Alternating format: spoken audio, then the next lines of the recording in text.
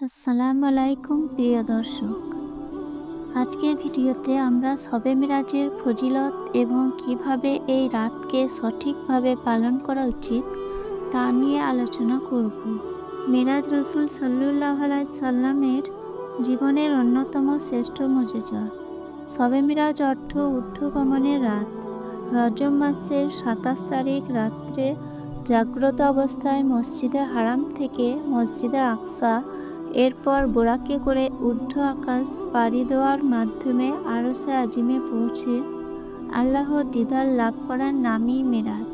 এখানে তিনি আল্লাহর দিদার লাভ করেন এবং ৫ ওয়াক্ত নামাজের বিধান নিয়ে আসেন। এই রাত উম্মতে মুহাম্মাদের জন্য বিশেষ তাৎপর্যপূর্ণ।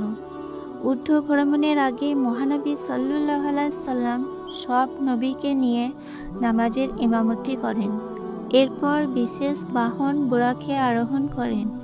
এই যাত্রাপথে ৭ আসমানে ৭ জন বিশিষ্ট নবীর সঙ্গে সাক্ষাৎ হয় নবীজির। এরপর সিদরাতুল মুনতাহায় গিয়ে সবুজ রঙের বাহন রফরফে করে আরশে আজিমে পৌঁছে তিনি আল্লাহর দিদার লাভে ধন্য হন। নামাজের বিধান রচিত হয় এই রাতেই।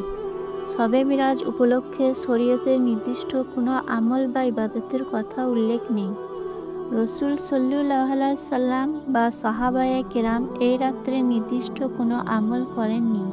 তবে এই রাতকে উপলক্ষ করে আমরা নফল ইবাদত করতে পারি, যেমন নফল নামাজ আদায় করা, কোরআন তেলাওয়াত করা এবং আল্লাহর কাছে ক্ষমা প্রার্থনা করা।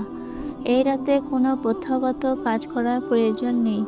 এটি সুন্নত বা ইসলামের বিধানের অংশ নয়, কিন্তু আমাদেরকে আল্লাহর পক্ষ থেকে প্রাপ্ত হাদিয়া নামাজ সঠিক সময়ে আদায় করতে হবে।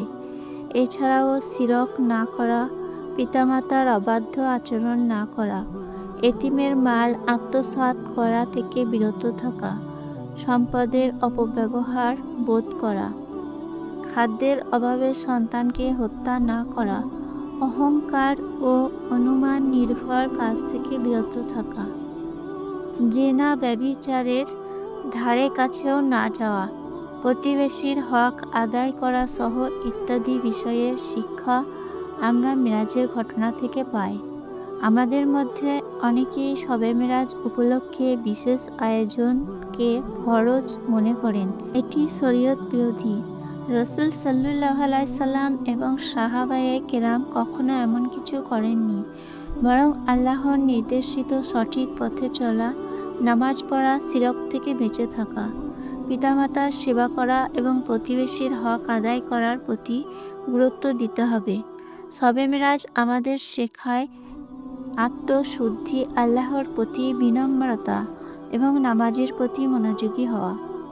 এই রাতে বিশেষ আমল না করলেও ইবাদত, দোয়া এবং নিজের ভুলগুলো সংশোধনের জন্য আল্লাহর কাছে ক্ষমা চাইতে হবে।